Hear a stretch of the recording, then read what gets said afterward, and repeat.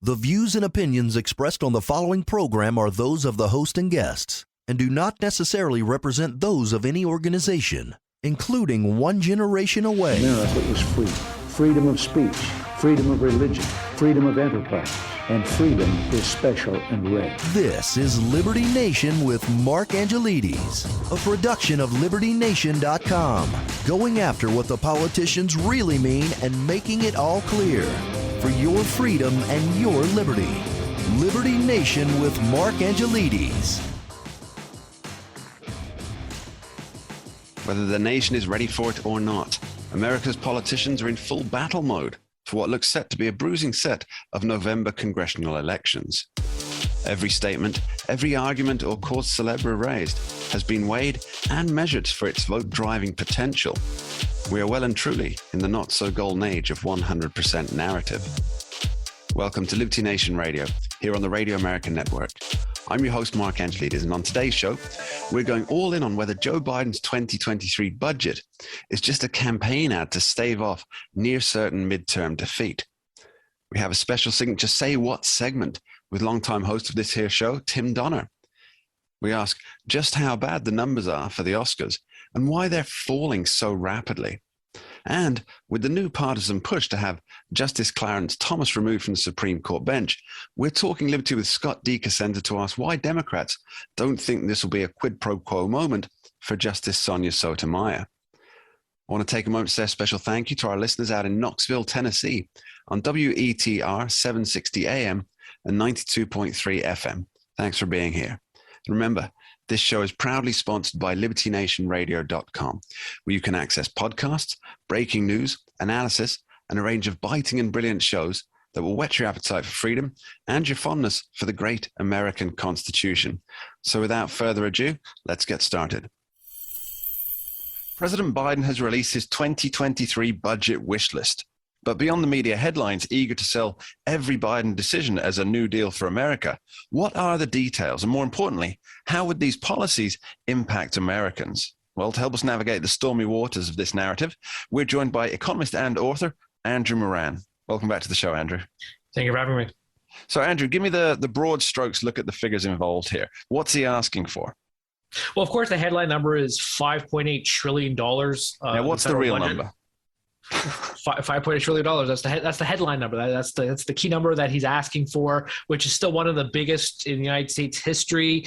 What he asks for, I mean, it's pretty much, nothing really controversial about it. He wants money for Ukraine. He wants more money for global health security. He wants money for green energy projects, money to keep the government functioning. It's not so much what he's spending, though. I think the real thing about this budget is how he's going to confiscate more wealth from the American people. If you look at the tax rates, I mean, all the taxes are going up, or there's new tax proposals. The corporate tax rate goes up to 28%. The top individual tax bracket goes to 39.6%. Let's dive into that. Billionaire. Hold on. Sorry, one moment. Sorry. Also, he wants a billionaire's tax was 0.01% of the top earners. Let's go through a few of those, actually. So, sure.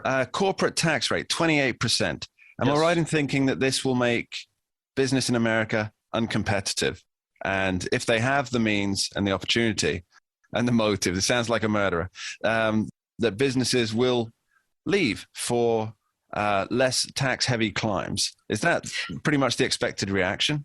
Yeah, well, see, the problem with the corporate tax rate is that now in this environment, you have this global minimum tax of 15% that the OECD countries established. So it's very difficult for companies to try to find lower tax havens because of this 130 nation agreement that the U.S. joined also in December. So when you have a 20% corporate tax rate, I mean, where else are you going to go to? I mean, is it worth to completely shift operations, let's say, I don't know, Luxembourg for a 22% tax rate when you can be functioning in the world's largest economy? But at the same time, I mean, yeah, you do have, if you compare the corporate tax rates to capital outflows, you typically see that. I mean, they mirror each other when you have, capital fleeing the country, when you have higher corporate tax rate. At the same time, also, if you want to look at what President Trump did when he slashed corporate taxes, corporations really responded by benefiting their workers, which was, which a lot of people complain about that corporations don't do, but they did. They raised salaries, they offered all these different compensation packages,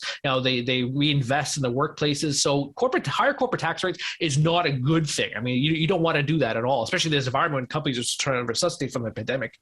All right. Now, one of the most bizarre elements for me is also in the tax arena, and it was on unrealized gains for the wealthy. Now, does this literally mean what I think it means, that people have to pay taxes on money that they haven't yet earned? Because if that's true, it seems ridiculous. Yeah, it is absolutely ridiculous. But the problem right now is that the unrealized capital gains tax only targets billionaires. So there's not going to be much pushback right now for this. What the real concern is, and I spoke to a market analyst about this just this past week after the budget was announced, is that he's worried that this is a gateway tax, that you're going to start with billionaires, and then it's going to be a slippery slope. Then you're going to target millionaires, and then you're going to target six-figure households, and then you're going to introduce all these different taxes that impact middle-class folks. That was exactly my next question, Andrew. Is something like this likely to eventually spread to the middle classes? Because it seems that literally anything that starts out as just purely top level, it eventually gets foisted upon those who quite honestly and with the best of intentions thought, well, this is a tax on billionaires. This isn't going to affect me. And then a few years down the line, what's happened to my 401k? Exactly. You saw this when the income tax was introduced, more than 100 years ago. It only targeted the top wealthy earners, and now everyone's paying an income tax. No matter even if you're in $20, you got to pay tax on all this nonsense. So yeah, I mean, it eventually is going to spread. Maybe not directly at first. Perhaps it's going to seep into the system, and thereby, you target billionaires, and then you're going to target brokerage firms, and then they're going to raise fees on their middle class traders. So it's going to have a more contagion effect as time goes by. Because Biden, maybe he wants target billionaires, but then the next administration, who's desperate for more revenues, say, fine, we can target people who are making $999 million, and then that gradually goes down to, let's say, 100 million, and then 50, and then but you already know what, people making 100 grand are being taxed on their on their stocks. Excuse me. Yeah, I think this is something that people don't realize, that taxation has always been a slippery slope. Mm-hmm. It's, as you point out, it started with income tax that was supposed to be a temporary tax for the wealthy. And as the saying goes, there's nothing quite as permanent as a temporary government program. Milton Friedman. That was Milton Friedman. It was Milton Friedman, yeah. Of course, you're an economist. I thought it was Groucho Marx, but that's okay too.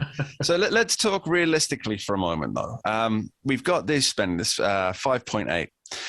How much of what Biden is proposing, how much of it is going to stick if Democrats lose control of the House and or the Senate in November? Yeah. All right. Okay. So I think most of it is going to stay, because here's a problem in Washington politics. So the Democrats are going to say they want 5.8 trillion. And then the Republicans are going to say, you know what, we need to cut this. We need to cut this. We need to have more in line with these revenues, yada, yada, yada. And they're going to say, you know what, we want 4.9 trillion. And then they're going to meet the middle, and it's going to be a $5.3 trillion budget. And there's going to be more deficits, more debt, and just more increasing the size and scope of government. That's what these budgets always do. There's no, being fiscally responsible, although Biden says that his budget is fiscally responsible, which is complete asinine if you look at all the numbers. But overall, I mean, it is, most of it's going to stick by the time the midterm elections come. I mean, don't fool yourself. That's not going to happen. Now, I'm hearing that this will cut back on the national debt. Now, is that just DC spin? Am I right in thinking that how this long con works is that the programs that are in place, if they're not sunsetted, they actually add to a ballooning debt and deficit? Is that how it all works? Well, even if the programs are sunsetted, there's still going to be, I think, a total of $14.4 trillion of deficits over the next 10 years, according to Biden's personal budget, 2023 budget. And it's funny, if you watch, if you listen to that that conference call that Cecilia Rose had and Shalanda Young, and they were telling reporters, one of the reporters asked, "Oh, how can Biden take credit for reducing the deficit when a lot of the pandemic era programs expired?" And Cecilia Rose said, "I have three letters for you: ARP. So I'm not suggesting that, Biden spending more with the American Rescue Plan is going to somehow, trim the deficit was complete nonsense. And this idea that, trimming $1 trillion deficit over 10 years is going to amount to anything, it befuddles the mind. Because as I said, $14.4 trillion worth of deficits are going to be accumulated over the next 10 years. That doesn't account if a Republican president or another Democratic administration continues spending even more. And then that all adds to national debt. That takes up a greater chunk. And then when interest rates rise, that's going to be more of a net interest on the debt to service this debt. Right now, the administration is benefiting because the real interest rate's negative. So therefore, the net interest payments are about negative $27 million. But according to his budget, which, if I might add, are quite subdued when it comes to interest rate outlook. He says they're going to pay about $1.3 trillion in debt servicing costs over the next 10 years, which would probably be more like $3 trillion if you take into account higher interest rates. So everything he's saying about the federal deficit is frustrating because it defies reality. It defies how the swamp works, and it doesn't. And the numbers are all subdued, which they admitted too. They're saying, our numbers were locked in before the invasion, so that's why our inflation numbers are as low as they are, blah, blah, blah. All right, now, let's cut to the chase, Andrew. Yes. I'm thinking that this entire budget is an advertisement for the Democratic Party in the hopes of winning votes in 2022 November. What do you make of it?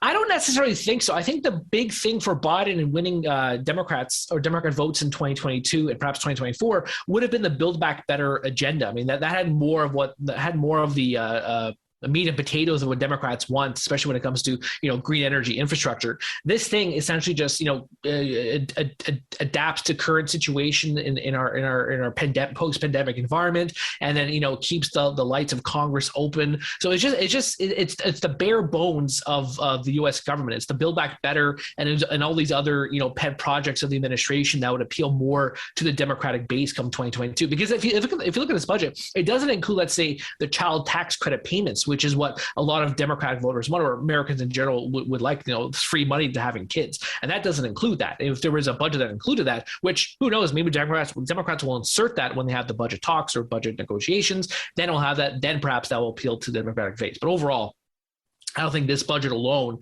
is going to influence anybody to vote for the Democrats. Okay, and final question for you, Andrew. Are we expecting a mighty Festivus report from Senator Rand Paul this coming year? Yeah, exactly. I've been thinking that a lot too, especially when it comes to the whole Ukraine, because this budget includes, I think, an extra $5 billion for Ukraine on top of all the other tens of billions of dollars given to Ukraine. I guarantee you that Festa report's going to find something like, $300,000 went to some gender equality program in southeastern Ukraine, something of that complete nature. So yeah, there's going to be a big Festivus report coming this Festivus for the rest of us in December. Andrew Moran, thank you very much. Thank you for having me. Coming up later in the show, we're talking Liberty with Scott D. Cosenza to figure out whether Chuck Schumer, Nancy Pelosi, and the squad can really force Justice Clarence Thomas off the Supreme Court bench. But up next, after this short break, we examine why the Oscars has gone from cultural icon to woke nonsense in such a short time, and why the viewing public is voting with their feet. Don't touch that dial.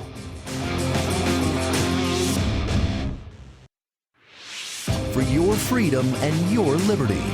Liberty Nation with Mark Angelides. Well, it was all go at the Oscars this year, and the audience got something they hadn't quite bargained for. And the Academy itself also got something it hadn't quite bargained for, and that was a boost to the ratings numbers. Now, I don't claim to understand anything about Hollywood or how the Academy actually works. We're fortunate enough to be joined by national correspondent and host of the show, The Politics of Hollywood, Kelli Ballard. Welcome, Kelli. Thanks for coming in. Thank you, Mark. Thanks for having me. I'm kind of excited to be on your show. I'm very glad to have you here. So, Kelli, how bad are the Oscars viewing numbers historically? Well, Mark, it's not the great stuff it used to be. In the 90s, there were more than 50 million viewers, but there were only about 280 million people at the time in the United States. Right. And then by 2014, there were 43.7 million viewers, but now the population was at 320 million. So, you got to take that into consideration. Yeah, that's about a 30% drop. And what about from 2014 to now? Well, from 2014 to about 2021, it fell off from 43.7 million to just 10.4 million. And then right now, the preliminary numbers for this one, 2022, It's only estimated that about 15.4 million even bothered to watch the show. Now, I wonder if that's because obviously from 2021 to 2022, there is an increase there. But I wonder if that's not so much that people are more interested in what's happening at the Oscars, but more that it's being broadcast to so many larger markets. Now, it seems that there was a small bit of drama courtesy of Will Smith and Chris Rock, who was hosting the awards ceremony when Mr. Smith slapped Mr. Rock. Now, it's kind of made the ceremony more in the public eye. And I believe that more people have tuned in to watch that one aspect than they did for any of the actual awards. So it's not really for the right reasons that people are again engaged in the Oscars. What are your thoughts? It's drama. It's entertainment. It's Hollywood, or like I like to say, Hollyweird. And it's not the first time that something like this has happened. I mean, remember Kanye West when he interrupted Taylor Swift for her acceptance speech by talking about how much he liked Beyonce's, or Marlon Brando turning down his award for The Godfather because he had a Native American woman accept it instead. And she relayed his message saying he would not accept the award because Native Americans were not treated equally in films. So it's the Oscars are becoming more political, just like with anything Hollyweird.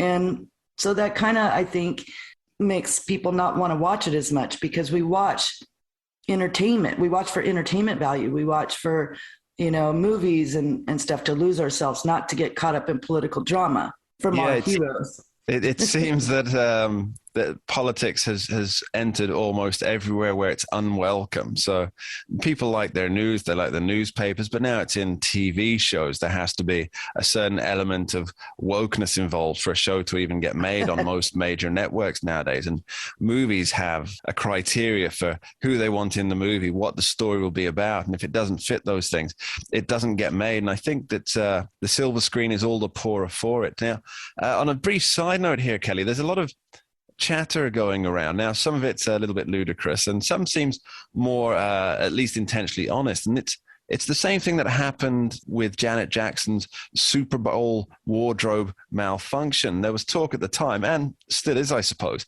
that it was actually a setup, that it was framed to boost flagging interest.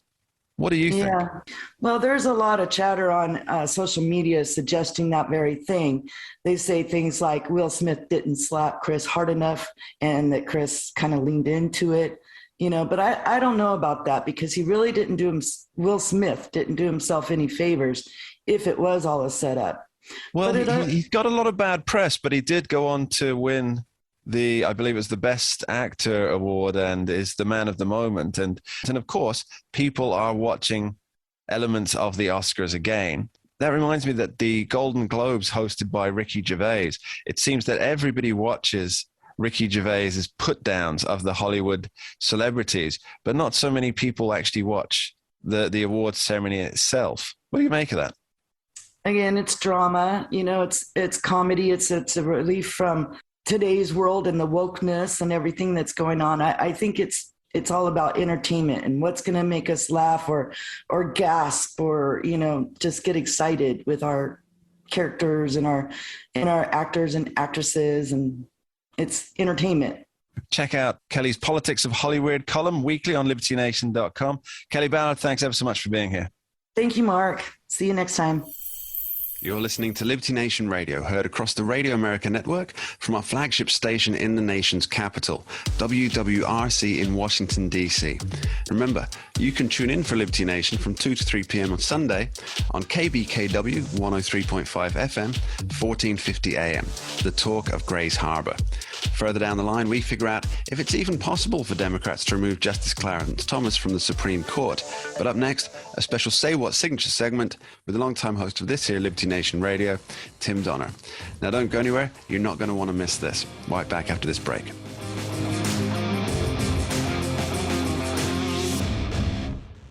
America is free. Freedom of speech, freedom of religion, freedom of enterprise, and freedom is special and rare. This is Liberty Nation with Mark Angelides, a production of libertynation.com, going after what the politicians really mean and making it all clear. for your freedom and your liberty. Liberty Nation with Mark Angelides.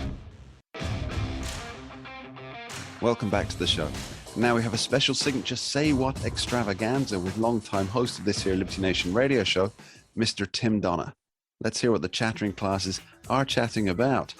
Over to you, Tim. Okay, thanks, Mark. And as we launch the spring into spring edition of Say What, all eyes are on the 46th President of the United States. We pray Joe Biden will act with wisdom, honor, and courage in response to Vladimir Putin's barbaric invasion of Ukraine. But the signs are hardly promising. In fact, this president is playing into the worst stereotype of himself, ad-libbing lines that have to be immediately walked back. In fact, a trio of gaffes as we reach the first month of the war in Ukraine has set everyone on edge, even as he later denied saying what he said or meaning what he said. If chemical weapons were used in Ukraine, would that trigger a military response from NATO? It would trigger a response in kind. Look at how they're stepping up. Look at how they're stepping up. And you're going to see when you're there, and some of you have been there. We will have a different future, a brighter future, rooted in democracy and principle, hope and light, of decency and dignity, of freedom and possibilities. For God's sake, this man cannot remain in power. I'm not walking anything back. The fact of the matter is I was expressing the moral outrage I felt toward the way Putin is dealing and the actions of this man.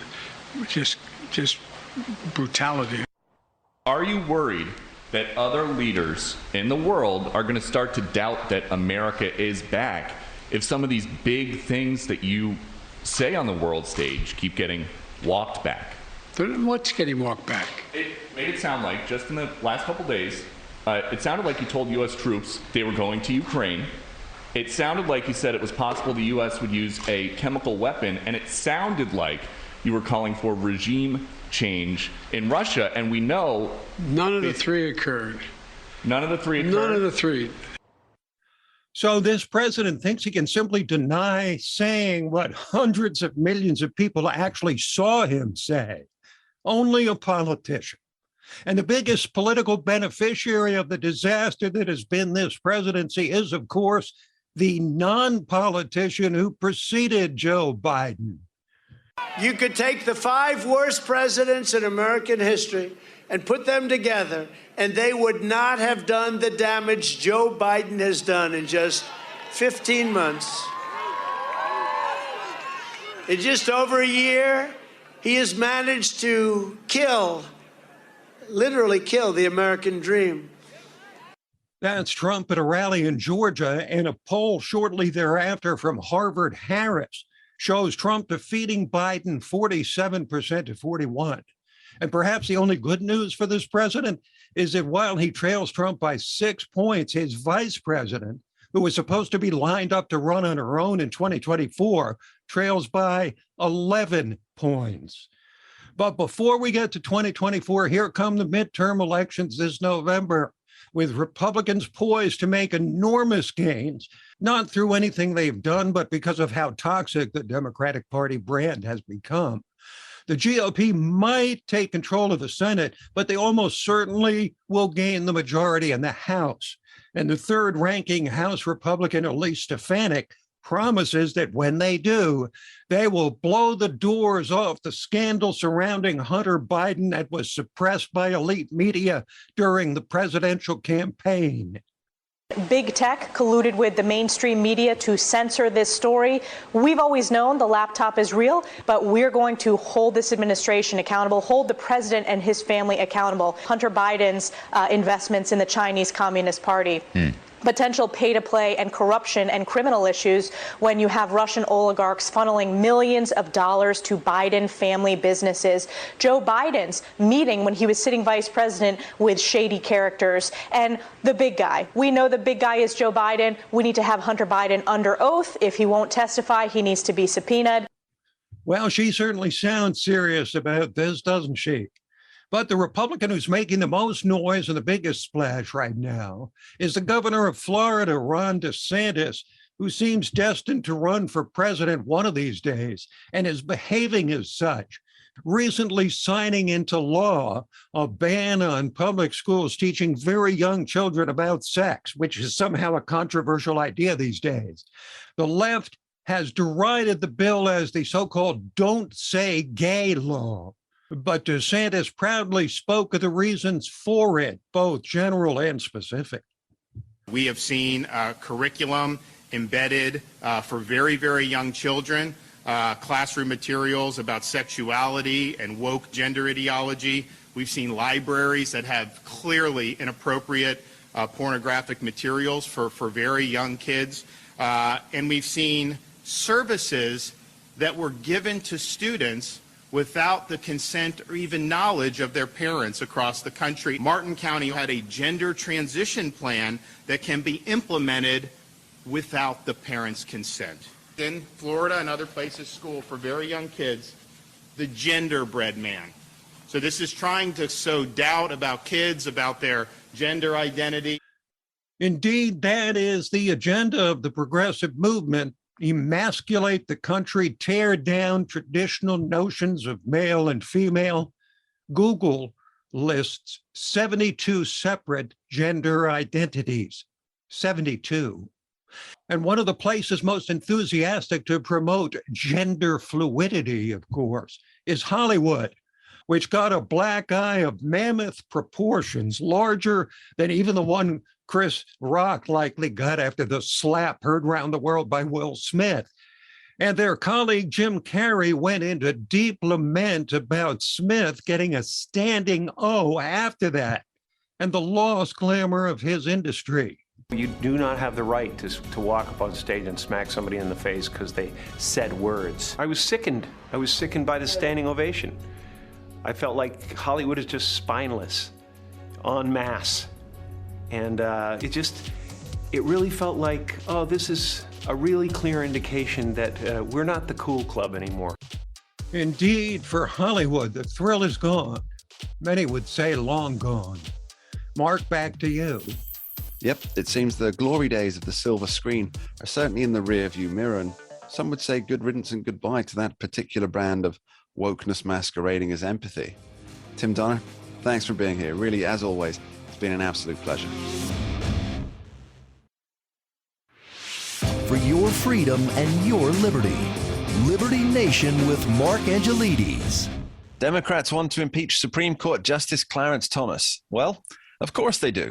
Wheels are in motion in the upper echelons of Joe Biden's party that if Thomas doesn't recuse himself from certain cases, well, it's all political theater at the expense of the Supreme Court's reputation. Now, joining us for this jaunt through the minds of Chuck Schumer and Nancy Pelosi, grab onto your hat, is Liberty Nation's legal affairs editor and host of the excellent Uprising podcast, Mr. Scott D. Cosenza, Esquire. Welcome back, Scott. Thank you, Mark, and the squad, too. And just for Justice Thomas, in case he's listening, he also has the option to resign, according to those folks as well. He doesn't have to recuse That's very himself. magnanimous of them, I believe. Yeah, my last count is there's 27 Democrats who are presently on call for this move. And of course, the more left-leaning media seem to be giving it quite a lot of credence. Now, let's get to the details first, Scott. Can it happen? Well, so let's divide. You said 27. Was that the right count? That's the latest count that I've got, yeah. There are not all of those people say that Justice Thomas must resign or be impeached. That's the sort of squad level wish list, right? I mean, there are still some who are just on the recusal train. Presumably, Scott, though, that comes with a proviso, right? That if he doesn't decide to recuse himself, and it's only he that can recuse himself, or maybe Chief Justice John Roberts can recommend that he recuse himself, I believe. But if he doesn't, then the threat is impeachment. It's out there, right? Yeah. All right, well, let's talk about it. So how one impeaches a Supreme Court justice is how one impeaches a president of the United States. And since we just went through that with Donald Trump. Along partisan lines, okay. We just went through it with Donald Trump, of course, so it should be relatively familiar. There's a bill that goes through the Congress, a bill of impeachment, and if a simple majority of congresspersons says that they want to impeach Justice Thomas, then he will be quote unquote impeached. Then that's in the House, and then that's in the House of Representatives, and then the question becomes, will he be removed from office? To be removed from office, they'll have to muster a 2/3 vote against him in the U.S. Senate to remove him from office. So that's how it could happen. It's not going to happen, of course, Mark, because I just said 2/3 vote in the Senate, which means that 15, 16, 17, depending on who's voting all in. Voters, Republican senators in the Senate would have to vote to remove Justice Thomas from office, which I doubt you could get more than 1 or 3, but I can't imagine a universe where more than 10 Republican senators vote to remove Justice Thomas from office, largely because of the political activities of his wife. Yeah, let's talk about that. So Virginia Ginny Thomas, she exchanged text messages, or sent text messages at least, to Mark Meadows, who I believe was former chief of staff under Donald Trump, regarding the activities on January 6th. Well, these texts started just after Election Day, as I understand it. The texts have been leaked to some legacy media types by, we presume, members of the January 6th House Committee. Let's just delve into that a second, because that is the presumption, isn't it? But so this is all about, was there anybody else who had access? I think we should just reset the frame here for a second. What is this about? This is about leveraging that information against Justice Thomas to the benefit of these Democrats. So the information was leaked primarily by the most prominent Washington newspaper and I think CBS News. And they didn't actually publish all these text messages. They've just published excerpts that are presumably the most damning. And I say presumably because presumably the whole effort to leak and publish them was a political effort rather than a news reporting effort. Now, the thing that I think is just interesting, Mark, is when I first came in contact with the material in terms of looking at the quotes and reading the stories about the quotes by the people who've read not just what's been released, but what's been held back, is do any of these text messages between Ginny Thomas and Mark Meadows, do they all mention Justice Clarence Thomas or the work of the Supreme Court? Because that's when it would become an issue that would affect Justice Thomas on the court, right? If they're saying, well, if she says, I can get Clarence to vote any way I want because I'm his wife or something along those lines, which of course it doesn't say anything like that to the best of our knowledge. It just discusses her wishes for how Meadows and Trump and regular Republican types can sort of work against Democrats. Which is what you'd expect from somebody who is a conservative activist, I guess. So the other thing about Virginia Thomas is that she didn't just recently discover her political activism or something like that. When she met Justice Thomas, she was already a committee person for a very high-ranking Republican at the time, Dick Armey. So she was on Dick Armey's staff, and so she's always been in the political game. It just, and she and Justice Thomas have stated basically that he's not aware of the, every jot and tittle of her political organizing and campaigning, and she is not apprised of the intimacies of his work on the court. Okay, so let's talk about the reasoning behind this. Now, clearly there's political gain for Democrats here if they can talk about impeaching and removing a sitting United States Supreme Court justice. But you and I have discussed this prior to our chat here, Scott, and I guess we both figure that this is perfect for raising money. It's a dollar win situation, isn't it? Well, we talked about AOC's tweets, which kind of expanded the window of acceptable analysis on this for Democrats, which was pushing impeachment. And where's the downside for somebody like AOC? Are people who consider Justice Thomas a beloved and sage counsel on our highest court going to support AOC in electoral endeavors? Not bloody likely, right? They're not going to write her checks or anything like that. Meanwhile, all the people that dislike Justice Thomas will flock to her and buoy her with support in all manner of speaking, both sort of the intangible supports and perhaps dollar checks as well. And also it gets to distract her constituents who are no doubt feeling the pinch of this horrible inflation. and other crushing policies that she's advanced as she runs for re-election. She can turn their attention from something that's a negative to something that she can, get on a soapbox about. I think the thing that concerns me about this new round of talks about Clarence Thomas is that it kind of opens the door in some ways from these people who want him removed to say that, well, if we can't get him off the bench, then we need to mitigate the damage that he does. And that brings back talk of court packing, which I think even the report that President Biden had commissioned said that this was an untenable situation because of the partisanship and division and essentially the never-ending stop. So if we appoint 13 now, the next stop will appoint 23, and then and we'll end up with 10,000. Or in fact, everybody will be on the Supreme Court bench, Scott, including yourself. Well, Mark, that will be a fine day to be sure. Even as I join my fellow, I don't know, we'll have to get to 50,000 justices maybe by the time that we'll see. But you do own a Jabbit, which I believe puts you head and shoulders above most. I hadn't thought of that. Yes. I just don't see how court packing is still alive. And what I mean by that is the president's own commission gave a sort of tepid response to court packing.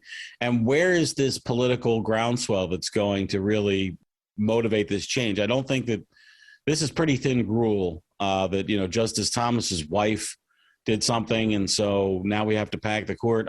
I just don't see the impetus there. And I'm not talking about my own political proclivities. I'm talking about the Democrats that will need to vote for this, to put another justice on the court. It just doesn't seem like it's that's very likely to happen. And then face the voters in November, right? So it's like, well, that's what it's all about. It's not like there's 2 years to smooth over their blatantly political court packing. It's like, to get it done, we're now, April's upon us, and how is this all going to get done and run a campaign? I don't know. I don't see that as a political possibility, really.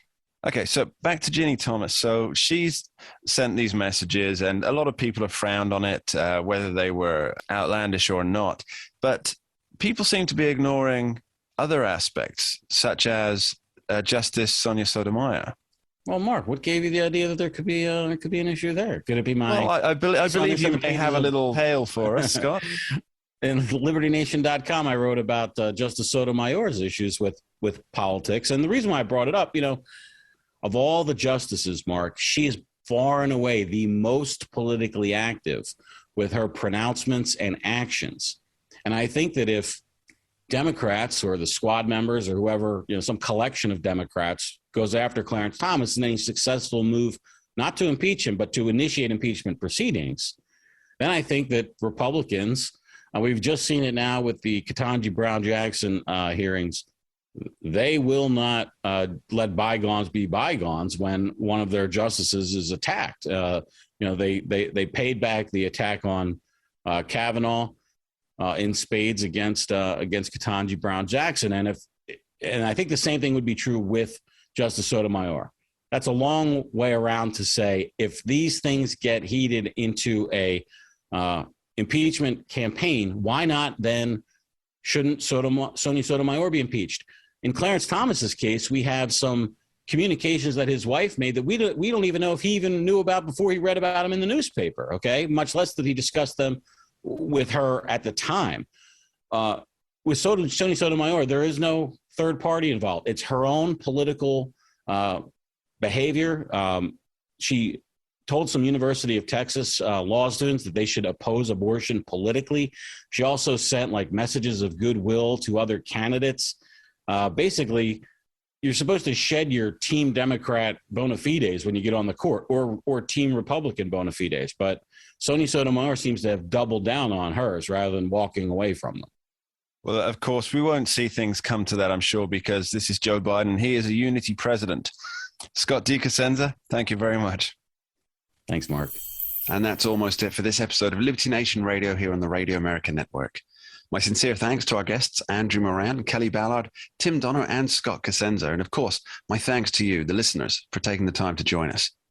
Now, my parting shot for this week, Will Rogers, he once said, If you ever injected truth into politics, you'd have no politics. Well, it seems to me that we may have reached this point already. There appears to be not a single instance where the truth is not crafted to fit the narrative, where almost everything that comes from our politicians and our activist media has a predetermined spin. But it's by becoming wary and decoding that spin, starting to understand the end game, that all of these machinations that we encounter can finally be unraveled. We can finally be open and aware of real truth. And once that floodgate opens, there's really no going back. Thanks for joining me.